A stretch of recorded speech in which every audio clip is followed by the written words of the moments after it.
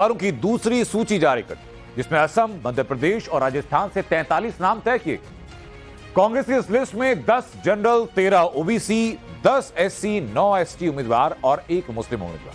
तो सवाल है कि इसमें बीजेपी के लिए क्या मुद्दा है, तो बताता हूं आपको। कांग्रेस ने इस लिस्ट में 3 ऐसे नामों को जगह दी जिनकी वजह से बीजेपी के पास लगभग एक ओपन पिच आ गई। इन तीनों नामों की पहली समानता यह कि तीनों उम्मीदवार कांग्रेस के ही 3 पूर्व मुख्यमंत्रियों के बेटे हैं। बाकी समानताएं क्या हैं और आरोप क्या हैं, इस रिपोर्ट में देखिए। First list of candidates. Congress की लिस्ट परिवारवाद की झलक।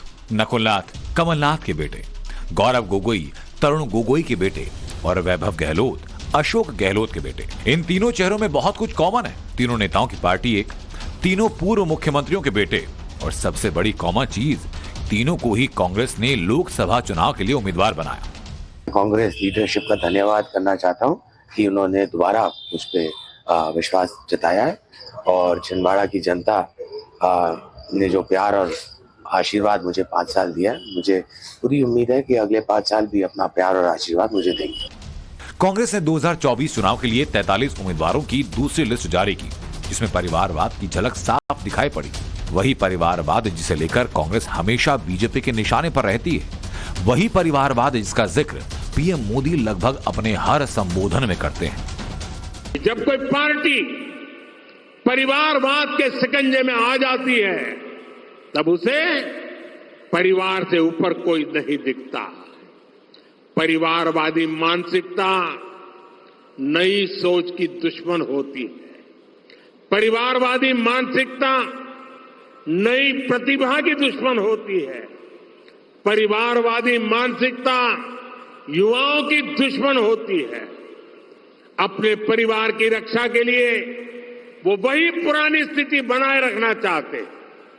कांग्रेस के साथ आज यही हो रहा है। बीजेपी की खासियत कहें या सबसे बड़ी ताकत कि वो चुनावी सीजन में विपक्ष की हर चूक का माइलेज लेना अच्छे से जानती है। विपक्षी नेता चुनाव दर चुनाव ऐसी चूक कर जाते हैं जिसका फायदा बीजेपी सीना ठोक कर उठाती है।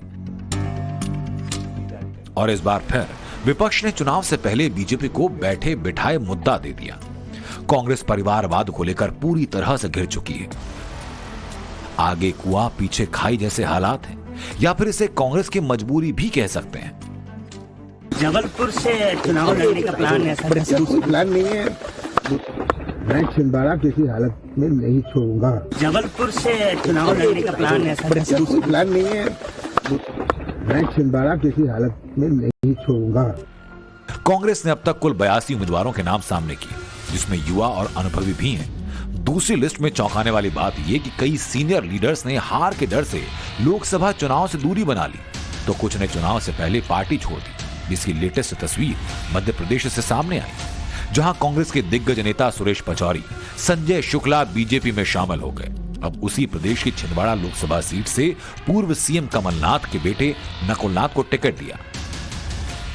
नकुलनाथ को टिकट दिए जाने के पीछे सबसे बड़ी वजह थी बाप और बेटे की नाराजगी। दरअसल पिछले 1.5 महीने से ये खबर चल रही थी कि नकुलनाथ और उनके पिता कमलनाथ बीजेपी जा सकते हैं, लेकिन कांग्रेस पार्टी ने किसी तरह से उन्हें साधा और कहीं ना कहीं कांग्रेस पार्टी ये चाह रही थी कि 2019 के चुनाव में एकमात्र सीट जो कांग्रेस पार्टी जीतकर आई थी लोकसभा में, वो किसी तरह से दूसरी पार्टी की तरफ न जाए। यही वजह है कि आज छिंदवाड़ा से कमलनाथ के बेटे नकुलनाथ को कांग्रेस पार्टी ने एक बार फिर टिकट दिया। कांग्रेस के कोई भी बड़े नाम अभी इस पहली लिस्ट में नहीं आए। इसके उलट भारतीय जनता पार्टी की पहली लिस्ट में यशस्वी प्रधानमंत्री नरेंद्र मोदी जी से लगा करके सारे नेताओं के नाम हैं। हम सब समझ सकते हैं कि कांग्रेस के लिए आने वाला समय बहुत खराब है। इनके बड़े नेता मैदान पहले से ही छोड़ रहे हैं और उसके रिजल्ट दिखाई दे रहे हैं। मध्य प्रदेश में 29 लोकसभा सीटें हैं।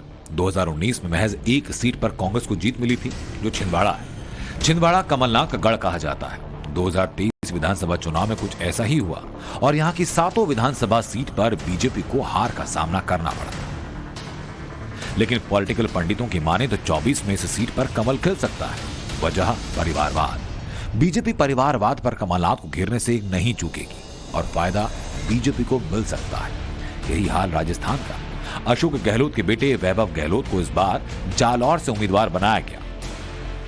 2019 में वैभव गहलोत जोधपुर से चुनाव लड़े थे। गजेंद्र शेखावत ने वैभव को करारी शिकस्त दी थी।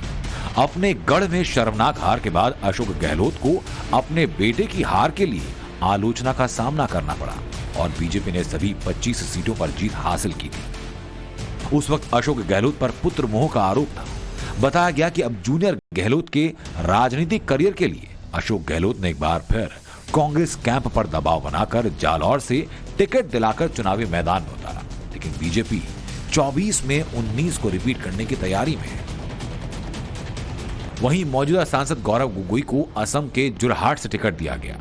वहीं गौरव गोगोई जो संसद में कांग्रेस की तरफ से अपनी बात बेबाकी से रखते हैं और शायद इसीलिए कांग्रेस ने दोबारा टिकट दिया, लेकिन यही कांग्रेस के लिए बैकफायर करता दिख रहा है, क्योंकि गौरव गोगोई पूर्व सीएम तरुण गोगोई के बेटे हैं और बीजेपी ने परिवारवाद का आरोप लगाकर कांग्रेस को घेर लिया। लेकिन कांग्रेस की लिस्ट में परिवारवाद की झलक तो दिखाई दे रही है, लेकिन जिस नाम का बीजेपी के साथ दूसरे लोगों को इंतजार है वो नाम गायब है और नाम है प्रियंका गांधी वाड्रा।